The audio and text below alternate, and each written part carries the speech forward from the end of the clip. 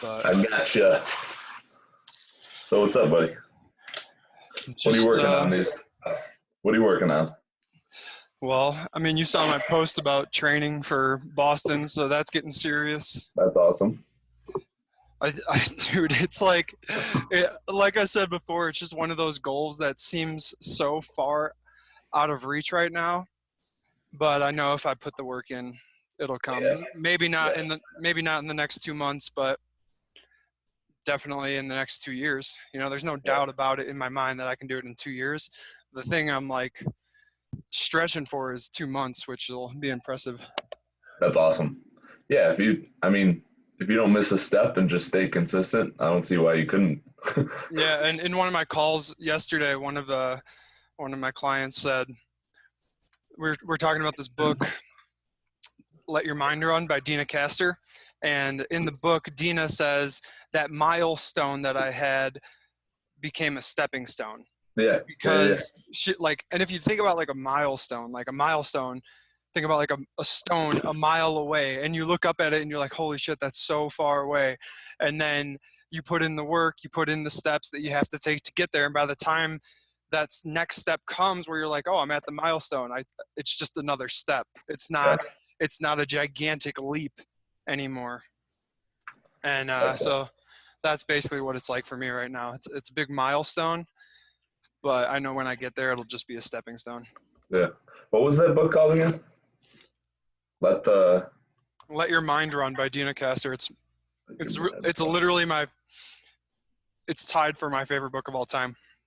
It's all about like how positivity and optimism can change your life, and how a good attitude can change your life, and just like self-awareness and perception can help you become a better person, better athlete in her case, better businessman, better businesswoman, whatever you want to pursue. So it's geared towards attitude. Yeah, it's all about attitude. I like that. Her coach in the book, the way her coach ends every meeting is he says, bring a good attitude. That's how he ends every single meeting that they have. Hey, here's the workout for today, and bring a good attitude. So, that. And that's funny that you mentioned that, because someone asked me yesterday, they were like, talk about how you are inspired even when times are really hard and like days where you don't want to do anything. Like, how do you stay inspired? And I think it is just as simple as the attitude and asking yourself the right questions. As soon as I find myself asking a negative question that will lead me towards dwelling on that and thinking about that and making me not do anything for like 10 minutes because I keep thinking about that, and you just get lost in this loop. And instantly people don't realize they could change their state if they just say, okay, what can I learn from this? Why is this happening right now? What can I do to change it? And that's what I've been doing, like unknowingly asking myself better questions as soon as I feel that. And people always think that it's a finding like a motivation type thing where I need to find someone who's going to hype me up, or like it's all about you. Like you just gotta find that, and you have the ability to change in an instant. Literally this morning. I mean, that's exactly right. You know, like quality questions, quality answers, better questions, better answers, different questions, different answers. Mm-hmm. So like one of the questions that I asked myself before walking into a meeting with a big Power 5 university to work with a couple of their teams, I had this like doubt and fear that kind of overcame me literally right before I got out of the car to go in. And the question that I asked myself was, how much longer do you plan on thinking you're not good enough? And as soon as I asked myself that question, my answer was one more breath. I took a deep breath and I walked in with confidence. Mm-hmm. So it's funny too. Like all my friends and people that I text every day, when they're trying something new, they'll always say, I feel so nervous. And it's like, immediately I'll be like, no, you're not nervous. It's new to you. So you're having this feeling that you've shaped around the word nervous, because when you feel that way, you've used that word to describe that feeling. Like, get rid of that. It's something new. You don't know what it's it's going to happen. So you feel energized about experiencing something new. It's not being nervous, because as soon as you say that, it's going to put you into a negative state. Yeah, I think that kind of flows right into one of the books I've been reading, Ask More, Tell Less. Like people, when they say, I'll just read straight out of the book for this because I think it's so good. Yeah. And so a colleague shared with me one day that a teen client who was frustrated with no longer wanted to give any effort to his schoolwork said, I have to be in this program because I'm stupid. And the tendency would be for, an adult or a caring individual to try to talk to this student and talk them out of this idea, this frozen belief, by saying something like, oh, I don't think you're stupid. I know you can handle this program if you just keep trying your best. Come on, let's give it another try, okay? And so basically they've went into this idea of telling instead of asking. And like you said, quality questions, quality answers. Like, so in the book, he says, instead, my colleague could ask questions like these. If you stopped believing you're stupid for just 1 second, what one new thought might sneak into your brain? How much longer do you plan on practicing believing you're stupid? Will believing you're stupid help or hurt you in your schoolwork? Will believing you're stupid help you drive your own life or be the passenger in life? And then the one that I really thought was good was, when you stop believing you're stupid, what is one new thing you could think about yourself? So like in terms of your friends saying like, oh, I'm nervous, a good question might be to ask them, like, will believing you're nervous help you or hurt you in this new endeavor? Mhm. Or like, Yeah. will believing you're nervous help you drive your own life or be a passenger in life? When you stop believing you're nervous for just 1 second, what's a new thing that could pop into your mind? Mhm. Yeah, and that's so important. Even just saying like, okay, I feel like sitting back and saying, I feel nervous. Why do I feel nervous? Because it's new. What can come out of something new, a new experience, and probably something that you love to do or whatever it may be. Like Yeah, even setting yourself up with those simple questions. yeah, and I think like to even like fine tune that question a little bit more, like why am I nervous? That's still a little broad, I think, in my perspective. So you could narrow it down to being like, what's one reason I could be nervous? Yeah. Yeah. Now it takes the pressure off a little bit, and it's like, oh, okay, all I have to do is come up with one reason why I might be nervous, not the right reason or the wrong reason, just one reason. Yeah. And it was funny how this is coming straight from the Tony Robbins book that I've been reading, Awaken the Giant Within. He was talking about our master system and how it reacts in certain situations, like just our brain and everything. And he was saying, think of like a tennis player when he hits the ball and it goes out or it's too short. To him, he thinks it's a horrible shot. And what would that lead to? It's like, oh, it's a horrible shot. I suck today. Like I'm not good. I'm not good at tennis. Like it trickles down to you're not good today or you're horrible at that sport. But if you change your perspective, it's like, what does the judge see? He only sees if it's in or out. He doesn't see if it's a bad shot or a good shot. The other player thinks it's a great shot because he's getting the point. Like if you change it's all about how our master system work and like how you can change your perspective to like just let that go and forget about it and stop focusing on like, wow, that was such a horrible shot. I suck. Because that's what everyone does. Like even in baseball, I struck out. I'm gonna throw my helmet in the dugout, like or whatever, just because I'm having a horrible day. I suck today, and then the rest of your at bats are gonna suck because you believe that. Yeah, that man, that makes me think of yesterday in one of the calls I had. One of the girls I work with, she said, what did she say?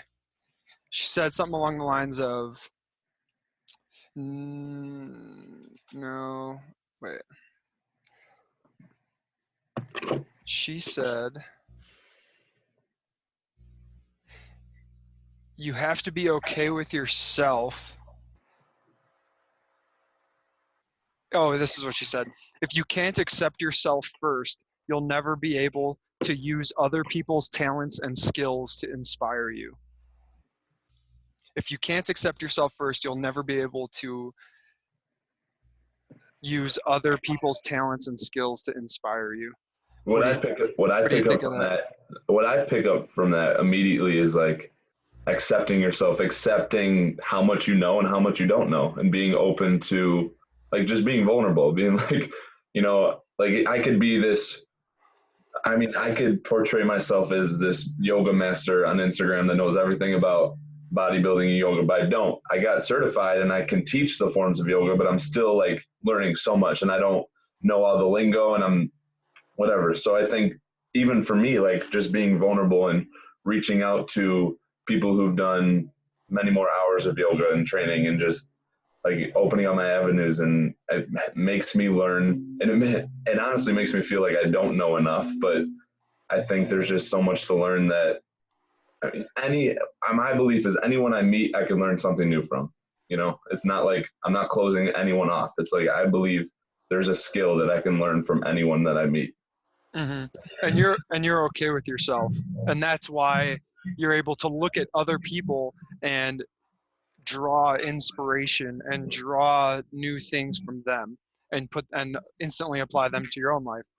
But if you weren't necessarily okay with yourself, you might look at them and your ego might get in the way and be like, "Oh, I'm better than them.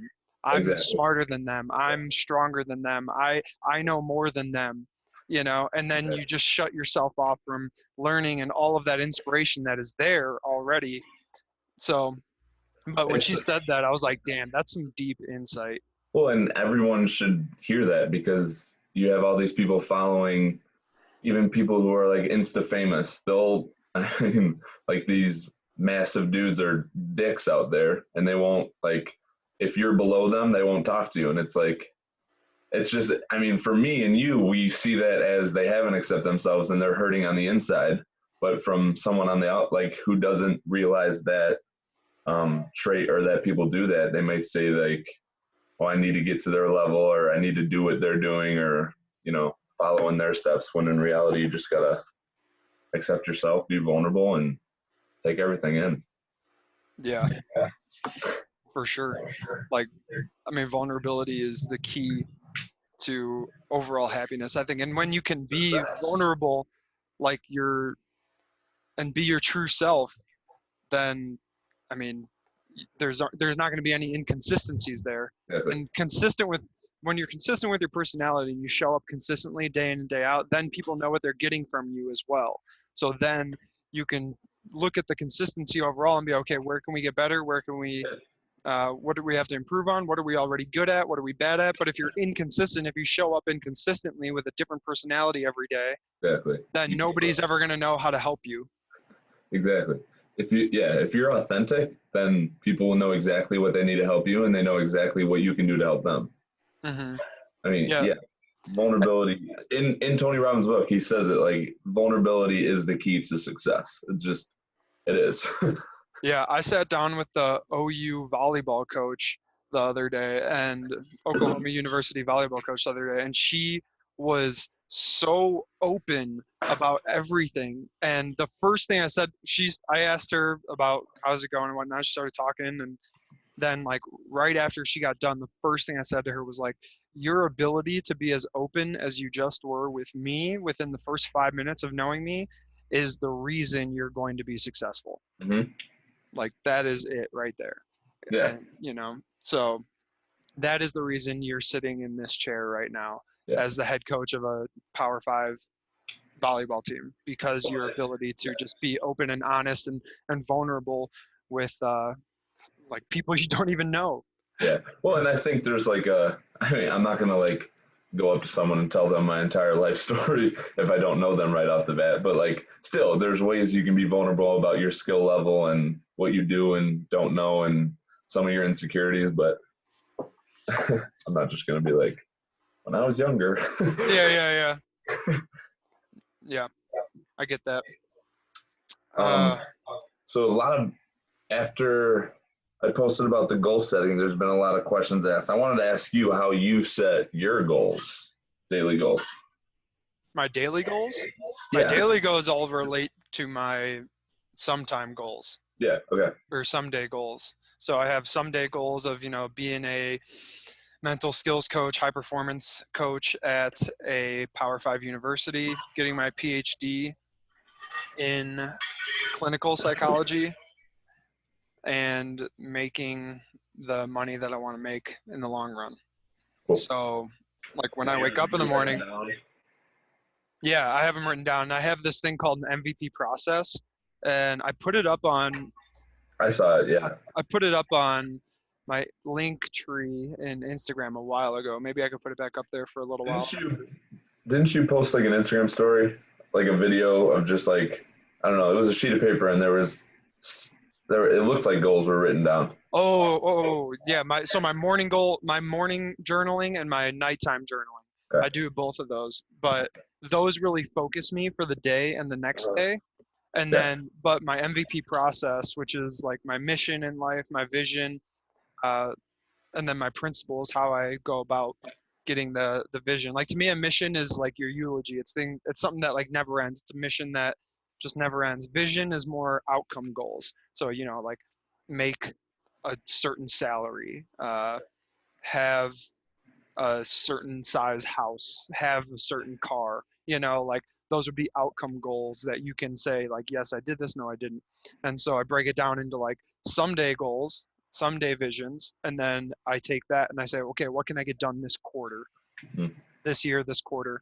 And then from the quarterly goals, I break that down again into just weekly and daily goals. And then for my morning journaling and my nighttime journaling, in my morning journaling, I ask myself, in terms of goal setting, I ask myself two questions. One is, what are 3 things that I can get done today? And then from there, I say, out of these 3 things, which one must absolutely get done? And that way, so now it's like I have a goal of getting those 3 things done, which all relate to my long-term someday goals. Sometimes they don't. Like yesterday, I had to get my muffler fixed on my truck. You know, like if I drove that thing any further without my muffler getting fixed, I don't know. I feel like I would have died of the fumes. But so like that was a goal that doesn't relate to necessarily my someday goals. But so I take those 3, and then from there I say, okay, what must get done? And then from there, like that becomes my MIT for the day, most important task. And that's the first thing I do. After I do my journaling, I work out or I do my MIT, depending on how urgent it is and how big of a project it is. You know, sometimes your most important task for the day could last you 5 minutes. It might be calling somebody, but other days it might be you writing, you know, a chapter in your book, which could take an hour, could take 5 hours. Yeah. So, and I think it doesn't matter how long it's supposed to take you or whatever, if it's important to you and it's something that makes you out of your comfort zone or leads you to that end goal. I mean, I don't think it matters as long as you are doing it. And one thing I wanted to bring up too, I sent an email to all my Savage Sculpt community about setting goals, and I think that it's important too that people don't set goals that are actual tasks that you need to do, like that are goals that are like for the lifestyle that you're living right now. For example, like paying taxes or doing bills, like that kind of thing. I made it clear like you should set goals that are around sculpting the life that you want and not just like daily. So instead of like pay my taxes, it should be like set up a budget. Yeah, exactly. Yeah. Gotcha. Exactly. Yeah, so it's like, okay, paying my taxes, that needs to get done. Exactly, yeah. You know, but okay, well, but creating a budget is consistent with long-term growth. Yeah, exactly. So now you're not only paying your taxes, but you're able to live the lifestyle that you want to live. Yeah, I didn't want just people writing down things that they need to do that day. It should be stuff that you're working towards. What's another one? I talked about massive goals, which is outcome goals in your lingo, I would say. Well, no. I would say massive goals are more like long-term, are you saying? Well, just like a massive goal that seems so impossible to you, but inside it gives you a sense of like energy and like happiness thinking of accomplishing accomplishing it. Like Okay, that's I got you. a massive goal for me. So like my massive goal is having a house in Fiji, like when I'm 50 years old. Like that is a massive goal for me. And it just makes me so happy to have that like space where there'd be nothing but just clarity and calmness. So just stuff like that. Like I made that clear. People should have massive goals to get that excitement, like to think about that and jump out of bed in the morning because you're so pumped about possibly getting there. And then and when you set a massive goal throughout, like during that road, you might think like, all right, that's not a massive goal I want to actually do. Like I loved this journey, but it's leading me a different way. Now I have a new massive goal that can maybe get done in a shorter amount of time. Like you start to realize so many other doors that you would rather open when you set massive goals. Yeah. Yeah, I think a lot of people too have a fear of setting a massive goal because of that though. Because they're like, "Oh, well, what if I get going on this and I realize I don't want it?" Well, I mean, what do you say to that? So it's funny. I was just about to mention that Tony Robbins said exactly what you just said. People don't set massive goals because they're afraid that it'll never happen. They just immediately think like, well, I can never get there. I don't believe in myself. All this fear and negative talk. But Tony Robbins said that no matter what, like failure to accomplish a massive goal or even a short-term goal is still getting you closer to your life's purpose, because you're going to fail and you're going to have to think about why you failed or like what you need to do differently. And maybe you failed because you really aren't into that goal because you want to do something else. And it makes you realize that you want to take that different path. So there's so many things that'll happen in your brain that'll make you realize what you want and what other goals you want to work towards. Like it's getting you closer no matter what to your life's purpose, even if you fail. What about when they pick a goal and then they're going after it, but it seems like they're always switching massive goals? What about that one? What about people that like, there's one of my clients that I work with that has a massive goal, and then we get it down on paper, and then the next day she calls me and she goes, "This is what I did instead of what we talked about." And I was like, no.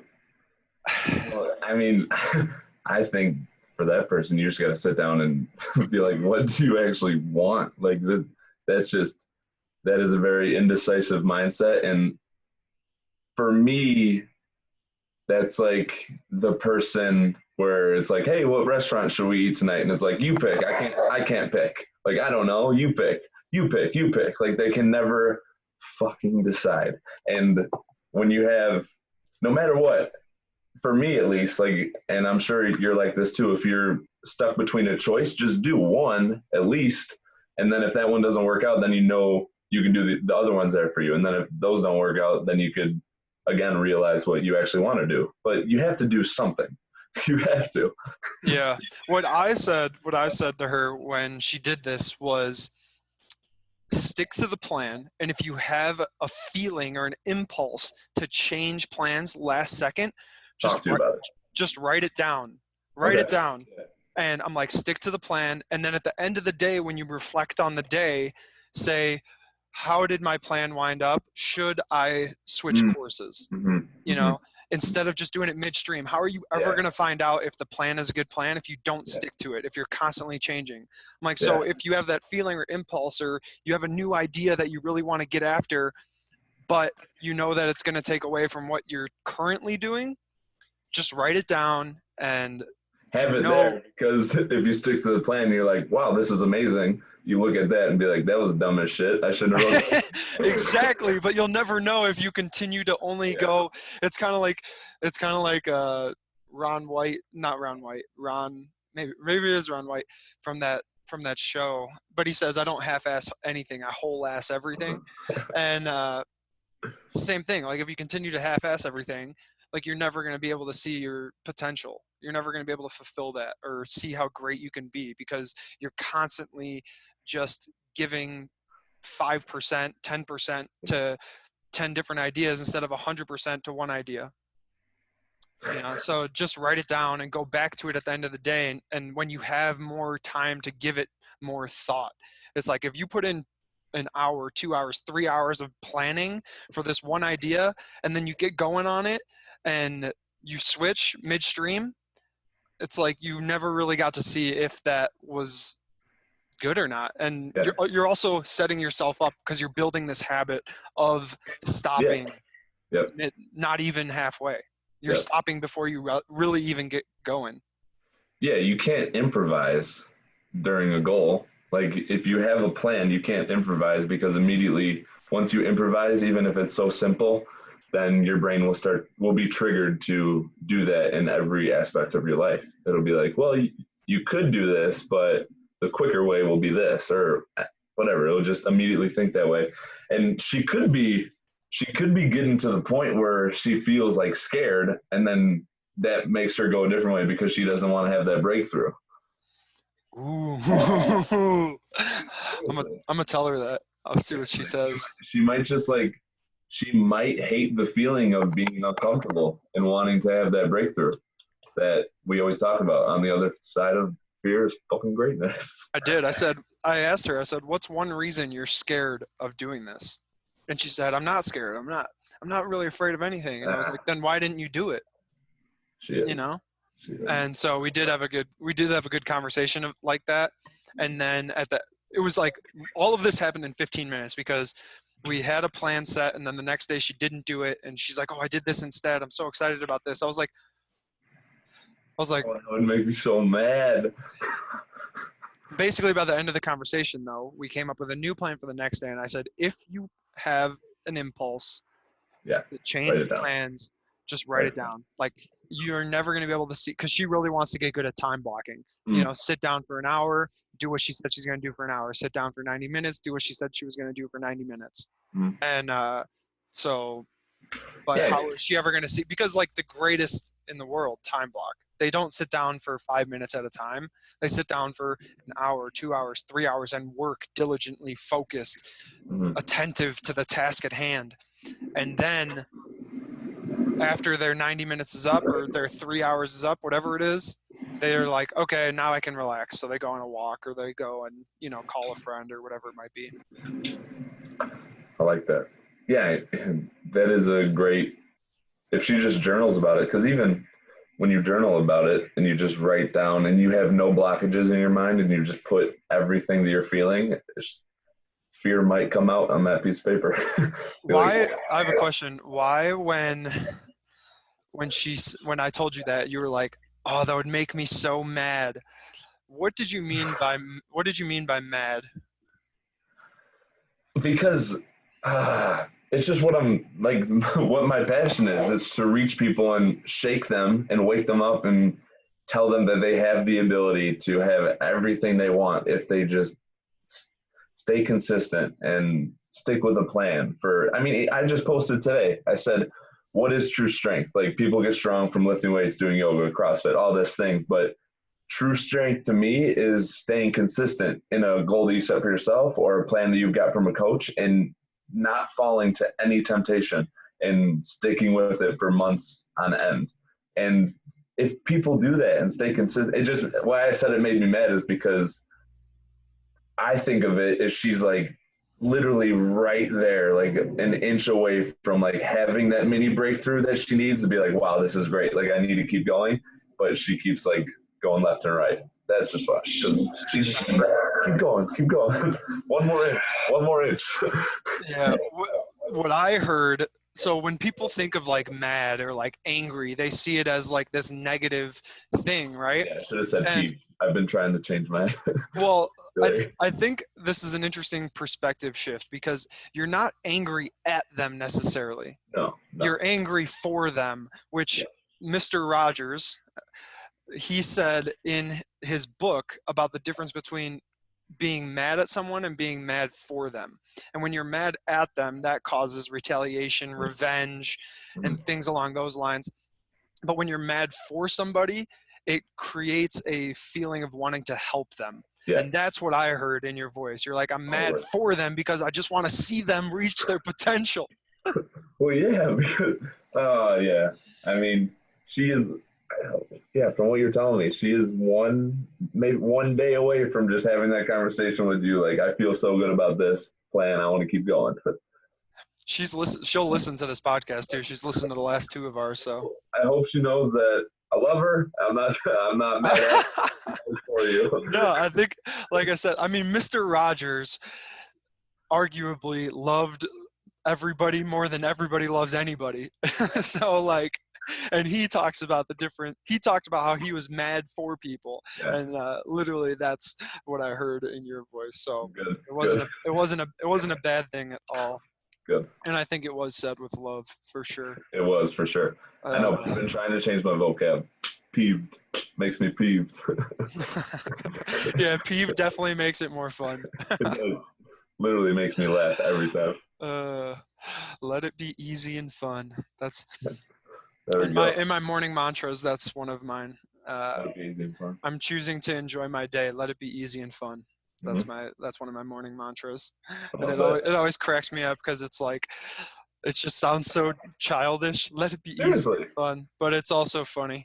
Yeah, exactly, and that's another great thing about even like metaphors that we set for ourselves. Like for people, I wrote this in email too. Like there's this husband and wife, and the wife would, when she was talking about the husband, she'd always say, oh, like the master of darkness or whatever she would call him. And like over time, how do you think she would treat him? Like the master of darkness, and like in a shitty way, because that's the metaphor that she keeps saying. So it just brings negative emotion. And he would call her around her friends a gift from God. And of course, he's going to treat her like this high queen, because that's the metaphor he shaped. And like, how would you, if people just thought of like life as, oh, just another day or whatever, just something so boring, they're just going to go through this cycle of going through the motions and 9 to 5. But what if you loved to dance and you thought of life as a dance? You would think differently in every situation, or just simple things like that. People don't realize they could change their state instantly. By the question you asked, by the metaphors you asked, like for me, I think of like life as I love to dance, so dance works for me, but a lot of things work for me. Like life is a game, life is a dance, life is like I use the gift from God too. Like life is a gift from God. You start to cherish people, like every single person around you. You start to say hi to everyone. Like it's just literally something so simple. It's awesome. I love it. That's a really good one. I'm just thinking now, like literally, and I'll have to send you the email, but I should post this somewhere. I sent to my Savage community. It was a exercise that I got from Tony Robbins, and it was like 5 questions, and it had you think about and write down all the metaphors that you use in every situation in life, relationships and stuff. And like I wrote down them all, and I was like, this is like a boring life. And like immediately you go to 5 different questions and write down every ones that you want to implement for the ones that you've been using. And like immediately just writing them down, I felt such a high energy and such a different energy shift. And I was like, this is amazing. And I've been doing it for a month now, and you just feel so much better. Yeah, I guess now that I think about it, I use that when I run a lot. Like I remember my first marathon, thinking back to that, we had those little ankle timers. And when I would run, I was getting super tired. So what I imagined was this little ankle timer was actually a rocket. And every time my foot hit the ground, the rocket would blast off. So the rocket in my timer would drive my knee back up, and it took away from the pain, it took away from the fatigue, and it became a game. It became fun again. So, or like imagining yourself chasing the wind, or imagining yourself fighting against the wind, and proving that you can beat it, or things like that. I would say pretending you're a bird and you're flying in the wind. So well, think about the first time you ever saw a movie like Mike. I mean, like going to play basketball and putting my shoes on, thinking about that movie, I would go to the basketball court with so much excitement and like literally imagine myself doing 360 dunks. And it's like, why? Because I set myself up for that metaphor. It's like putting on these shoes is going to make me like Mike, and I'm going to have so much fun. And I got to the court and I couldn't do any of the dunks I was imagining, but I was still having a blast. Yeah, that makes me think of like after I saw the movie The Hulk.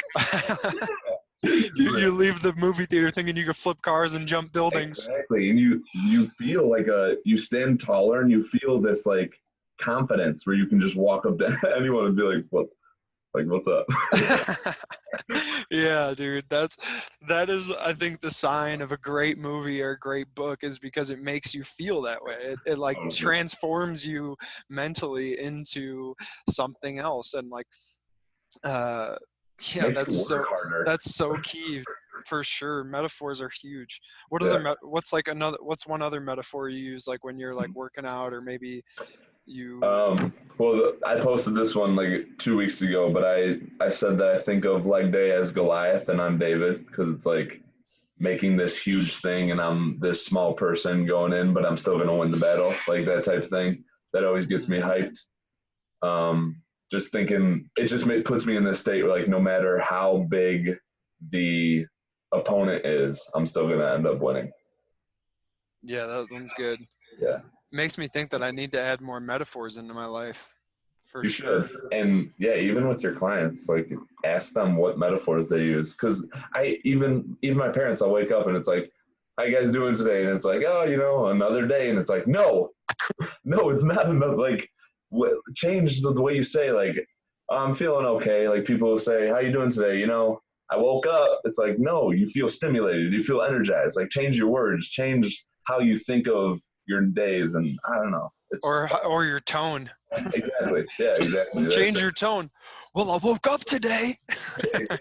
Do what I do. That's a way more hype. Whenever I'm tired, I literally will just yell no matter where I'm at and just clap my hands as loud as I can in front of my face. It just immediately stands me up like, "Let's go!" Have you ever heard of scream therapy? No, I haven't, but I'm sure it works. That's part of it. Is like you literally just scream as loud as you can, and it energizes you, and it releases energy, like pent up energy from inside your body. Well, yeah. So during my marathon in Denver, actually, we were going through the Broncos stadium and yelling at the top of our lungs and hearing the echo in the stadium. And I was like, oh man, this feels amazing. And then I was like, this is scream therapy. Like if you're ever feeling bad, or even if like say somebody cuts you off in traffic and you want to like you just get this feeling of anger inside of you, just literally yell at the top of your lungs in your car. That doesn't have to be at them, just totally yell and you'll feel so much better. That's awesome.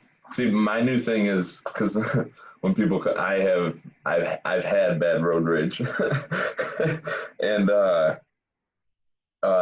what I started to do is I would say, okay, next time someone cuts me off, I'm going to link that to something that makes me laugh. So every time I see that now, like immediately I'll be like, oh, I remember that I was supposed to link that to something that makes me laugh. So I'll just laugh about it now. But like, if I didn't do that, I just immediately I'd speed up and try to get around them. You know what I always thought was funny? I saw somebody one day, instead of like flicking people off when they get cut off, they gave the thumbs up sign, and that made me laugh so hard. Or when you accidentally cut, because like I don't think anybody's purposely trying to cut off anybody else. Yeah. So even when you accidentally do it and they honk at you and they're yelling at you, all you gotta do is give them the thumbs up, and they'll be like, what? Or I let my dog run in the creek here in Denver, and it's right next to a bike path. And so sometimes there will be bikers crossing or like passing by me, and my dog's in the creek, nowhere close to them. And they say, hey, your dog should be on a leash. And they say it with that tone, like that downward tone to me. Yeah. And I yell after them. I go, thank you. Because it's like, I know that. They know I know that. And yeah. And they're saying it, and like all I yell after them is thank you. Love you, brother. And the first time I did that, it was so instinctual, and it just like happened. I just yelled out, "Thank you." And I was like, I kind of patted myself on the back. I like caught myself That's doing awesome. good, and which, I mean, that's another huge thing that we could talk about as well, like catching yourself switching from a negative mindset to a positive mindset, or Yeah. catching yourself doing the right thing, catching yourself admitting certain feelings, or catching yourself in those situations, and like doing it for yourself, but then also with the people that you're with. If they say, "Oh man, I'm stupid," and then they, like, right after they say I'm stupid, they say, "You know what, like, no, I'm not, we can do better," or something like that, and then be Yeah, like, yeah. hold on, did you just catch that, or did I just have to catch it for you? And they're like, what did you catch? And then you're like, well, Totally. I just caught you going from a negative mindset to a positive mindset. Like, good job, man. And now you're appreciating that, and you're rewarding that behavior. Yeah. I mean, even the past month, or the like our first podcast when we talked about the stuff, and I brought up like changing my words to being peeved. And now in every situation where I felt stressed, and like when I would text my friends, or I would feel the emotion of what I would link towards being stressed or just like worried or whatever, I started using the word challenge because I'm great at challenges. But what would happen, and I would start to text out to my friends and be like, I feel really stressed, and I delete it, and I'd be like, I'm feeling really challenged with this, and then I delete it all, and it's like, bring it on, because it's like I'm realizing I was like, I feel really challenged, and then in my mind I was like, wait, I'm great at knocking down challenges, delete it all, and it's like, I'm ready. Yeah. Yeah. So good job, man. Like, I'm glad you caught that. Like, that's Yeah, cool. yeah, And that's what, and when you catch yourself doing that at the end of that text, I'm sure you felt empowered. Howard. Exactly. It's like when I started typing it, I felt low, and then I realized I'm standing up tall, and it's like I'm ready. Hmm.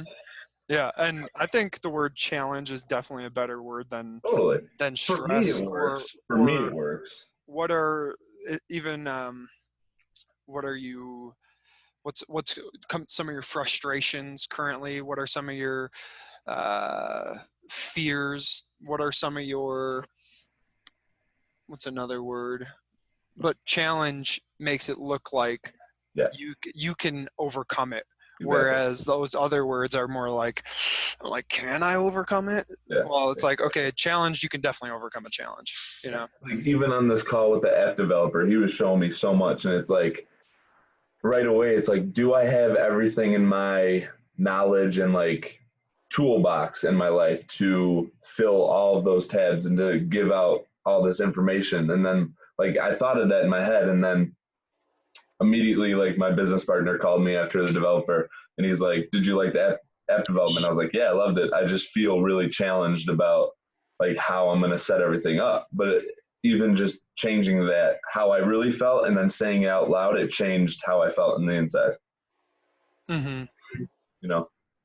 Yeah, I completely understand that, because like that's a big sh- paradigm shift or insight into what like successful people do. I think, like, you didn't just come up with that, like, you Yeah. learned that by reading about successful people and Yeah. what they do and what their mindset is like, and how they shift from one thing to another, so that they can give themselves the best chance at having success. Yeah. Well, and even changing your words changes the people around you. Like if I were to say, I'm really nervous about using this app because there's so much, then immediately my business partner is going to lose hope in me. And then he's going to think, well, maybe this isn't going to work out. Like it just, your words can shape other people's mindsets as well. Yeah, 100%. And that's one thing that I've noticed, and I think I mean, I know for a fact some of my clients have noticed, like, over the long run working with me. And that's why I don't work with clients for just like 3 sessions. Like, Oh, yeah, you yeah, just can't see that in weight training. 4 sessions, like, you can see yeah, gains because of just like neuromuscular yeah, yeah, adaptations, right? yeah, But then they hit a plateau after like 3 months, and they're like, "What the heck, man? Like, I put on 100 pounds on my squat in the first month, and now I haven't squatted over, I haven't put more than like 20 pounds on in the last 3 months. It's like, yeah, well, And like that's we're where only 3 months in. the mental strength of a trainer will need to come out, because if the trainer is mentally not there, then they're not going to get their client past that plateau, and that's where they're going to stop seeing results and probably stop going to them, because they're like, well, this sucks because now I'm on a down. Yeah. You That know? makes me think of that push the rock post I put up on Instagram. What was it, like 2 days ago? And Yeah. basically I was like, push the rock today, move it 1 inch, one smidge, 1 foot, or maybe it's even a gigantic step. Mhm. Maybe it doesn't move at all.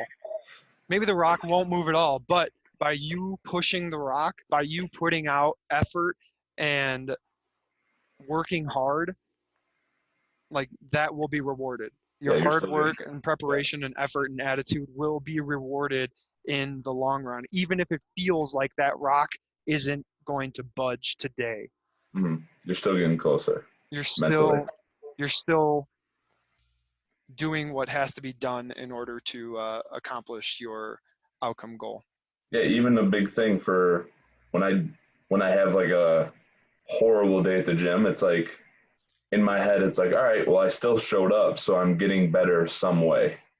Like no matter what, I'm not just gonna leave and be like, well, I probably like I suck at lifting, or I probably just lost muscle, or some stupid thoughts that you probably could have. It's like I still showed up, I did the work, so I had to have gotten better somewhere. Mm-hmm. Yeah, that makes me think of like challenges in our life, right? You have that little challenge, and some people look at little challenges differently from big challenges. And my mentor told me this story the other day about how this kid, he was having a really hard time at school, so his counselors or his school teachers sent him to see my mentor, sent this little kid to see my mentor. And he asked the kid what was going on, and the kid basically divulged to him that he was worried because he didn't know where his mom was. She went to the mountains and never came home. And so like that would be a big challenge, I would say. Or to most people, that would be a big challenge. And the question that my mentor asked him was like, are you the kind of kid who can get on with growing up even though you don't know where your mom is? And he talks about how this kid sat up, got in this big posture and was like, yes, I can continue to live my life and grow up and mature regardless of where my mom is. I was like, I mean, I get the, like, Chills. when you think about that, Yeah. I get the chills thinking about it, because that is such a big challenge in life. And this little kid, this 7-year-old, I think he was, stood up, sat up straight, and said, yes, I can get on with my life and I can continue to grow and mature. And it's like, there are certain times in our lives when we have challenges, and we just literally have to ask ourselves, like, am I the type of person that can move on and continue to mature and grow up and live a successful life regardless of what just happened, or regardless of what happened a month ago or 10 years ago? Yeah. Well, that is the perfect setup for what I'm talking about. Is people will focus on the problem immediately, but when you focus on the problem, then you dwell on that problem and you start to think of like, just all this worry and fear will come into place when you're focused on the problem that just happened or has happened.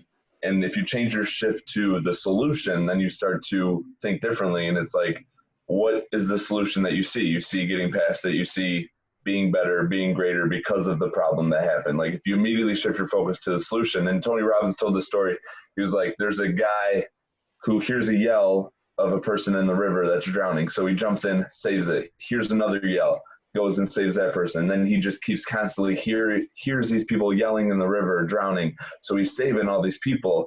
And then he gets far enough up the river and you see this guy just throwing people into the river. And it's like, if you focus on the solution, like why are all these people drowning? You can stop that guy and stop all of these problems that are making you tired and stressed for no reason. If you think about the solution, it's like, oh, there's probably a guy throwing people in the river. I'm going to go stop him so I don't have to keep doing this. It's like, go to the source. Yeah, exactly. Yeah, I heard another story. I'm going to butcher it. That's similar to that one, but it was something like, why would I help like cities that don't have water when they can't afford that water anyways? I need to go to the people that can afford the water and bring that to the cities instead of trying to work within the city to get water. Like I just need to go straight to the source and go to the people that can actually make a huge difference in Exactly. at Yeah. that level. Yeah. I think I butchered it, but it's not even a story. I Yeah, was it just still saying works. it. But it was the same thing Yeah. along the same lines. Like Yeah. go to the source and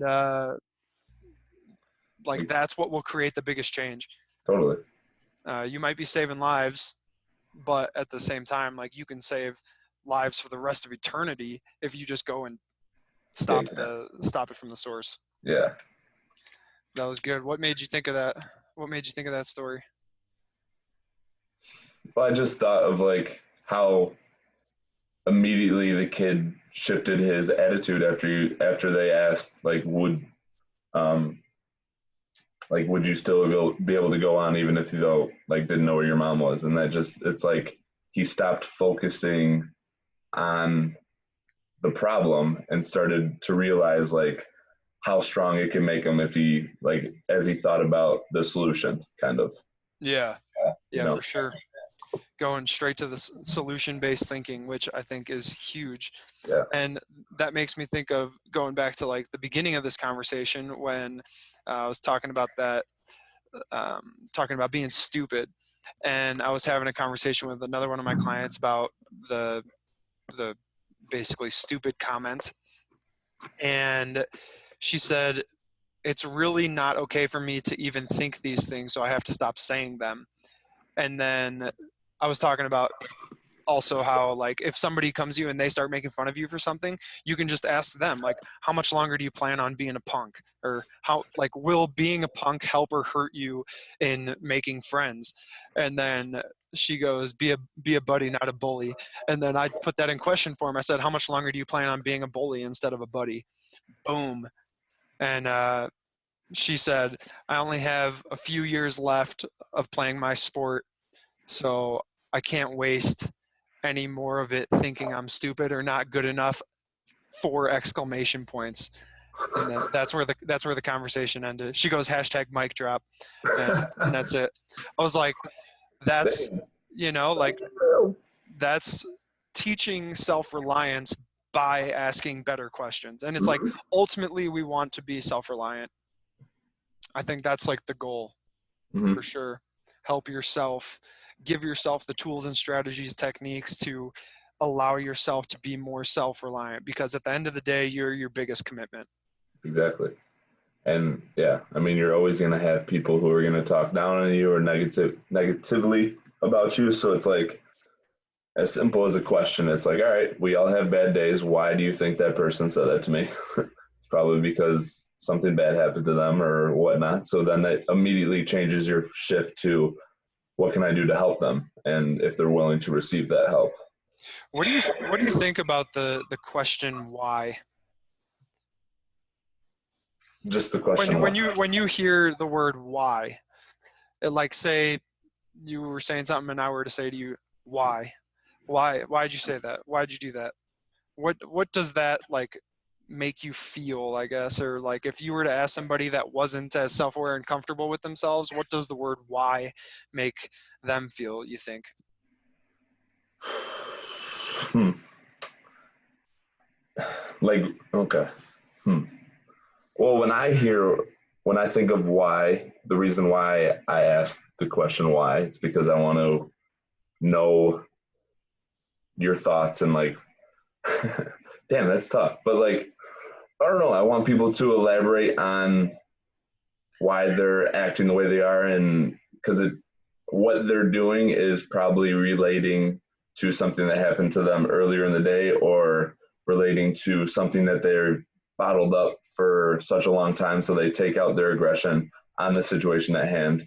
Because like people who are in a negative relationship, they tend to take out all the anger in the situations where they're allowed to do that, and or not allowed to, but things where they get mad at the littlest things and they just blow up out of nowhere. So I don't know. I think for me, it's it's going to the source on why they are doing what they're doing.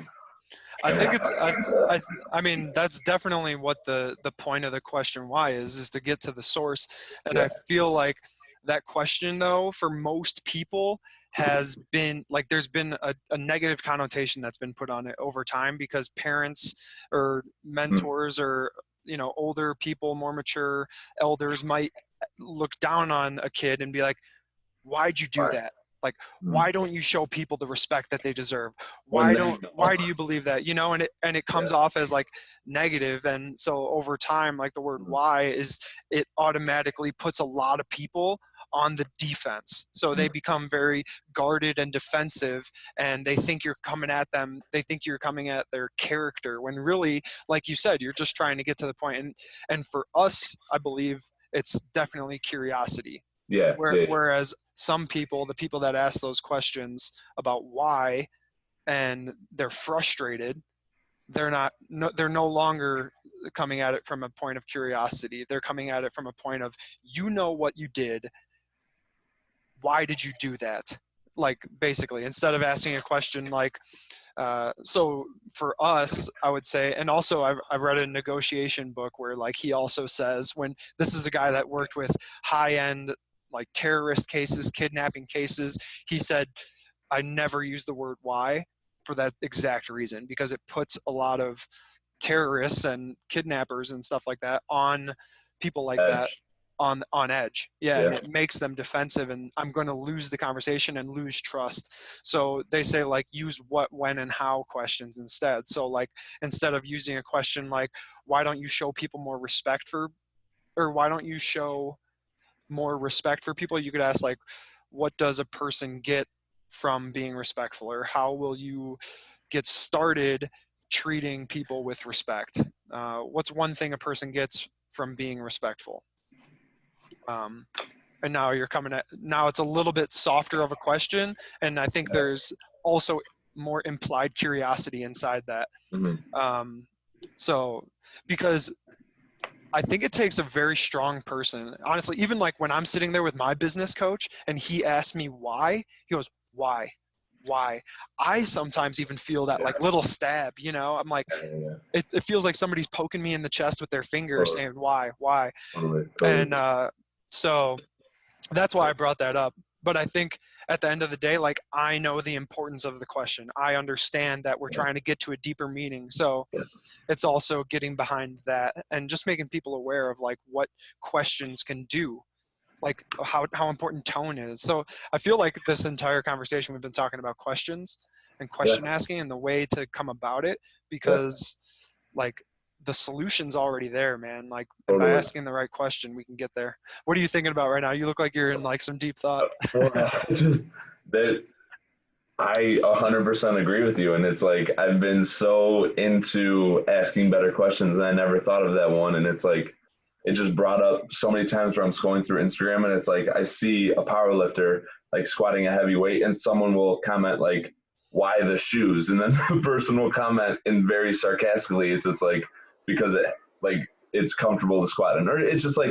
they're attacking the person who said why those shoes at a very negative way. Like you can tell it's so sarcastic and like it just made me think it's when it's true. Like you see the word why and you think that it's someone trying to make fun of you or something. It's like why the shoes? And then immediately that person's like, what, do they think they look goofy on me or something? So I'm going to attack them negatively now because I think that they're doing the same. So it's funny that it's funny to think of that now because now I'm going to start being careful about that. And honestly, it's so difficult. And why is such an easy way out too. It's so easy. Like it's such an easy way out of asking a question that is not as specific as it could be, I guess. Yeah. Like you're trying to be specific by asking the word why, but really it's not being very specific. And Totally. there is a better question out there that might involve more words, but overall it'll like be worth saying those more words, where why is so easy. Why is like I don't know. It's just an easy word. It's an easy question to ask. It is. It's so easy, and like even picturing. I'm literally like right now. I'm picturing situations where like if I posted an Instagram story, how would I feel if the person just said "why" to me? And it's like I would not feel good about that. Like they, I would feel better if they were very descriptive on what they're trying to know from it. So it's true. I would not like that. Dang. But So with us right now, it's like since we're talking about it, it wouldn't affect me because I know what your intent is. But over the phone, over text, and over someone you don't know, it's I can see why it is more negative. yeah, and that's that's definitely a pointed question where you definitely need a relationship Mm, with them, and you need to know that like they're it might be more of a question too where they're coming to you for an advice almost. hmm And when they come to you for advice, they'll be more accepting to the why question. Yeah, Whereas if they came to you and they were just word vomiting on you, and then you said, "Why are you thinking this way?" then They or even if you said, "Why are you thinking this way?" it's like, Like they're wow, like, I didn't know you were a dick. I thought you were "When? trying How long you plan on being a dick?" to. Yeah, it's like, dude, I'm not being a dick. I'm just like trying to get to the point, but at the same time, there are better questions for Yeah, sure. yeah, That was good. that What was uh, good. what else you want to talk about? Anything else, or should we call Um, it? I think for today that we should wrap it up. That was a long one. I know. I can't believe literally an hour just went by. I know. We got to just keep doing it. There's a lot to cover. For real. I know.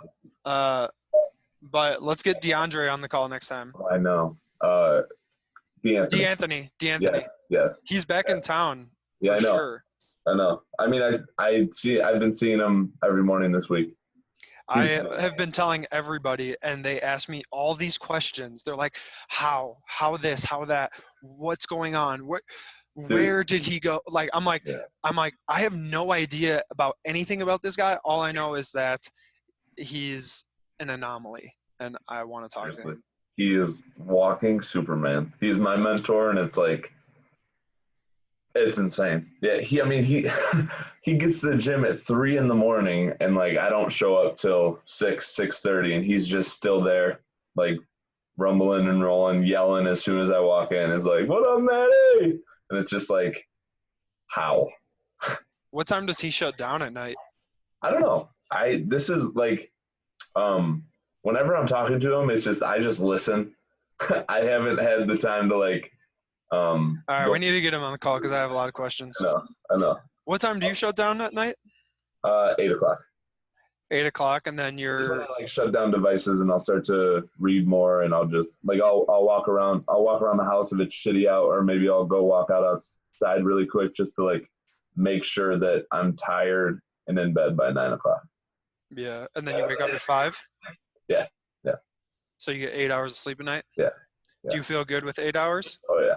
Do you feel better Definitely. with Do you feel better with 9 hours? No, I feel groggy with 9 hours. If I'm past 8, I feel groggy for sure. What about less than 8?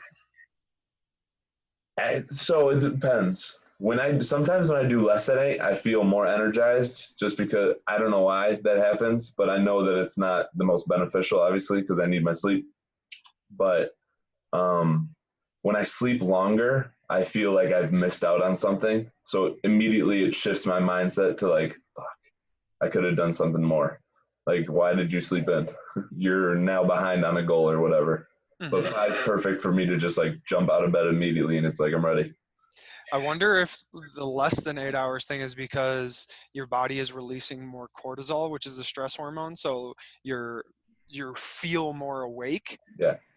but Yeah. really it's detrimental in the long run. But also the fact that you get 8 hours consistently, you're Mhm. able to have those days where Totally. Yeah, it you can would. have one or two where it's like I get less than 8. Like when I go and consult, there's some days where I'm literally getting into my hotel room at like 11:30 p.m. and then I Yeah. have to be up at the place where I'm going by 7:30 or 8. So it's like I have to be up, worked out, eaten breakfast, Yeah. prepared, And so like I can get by on a day or two of having less than 8.5. I work really well on 8.5 to 9. Yeah. That's where I found like is my sweet spot.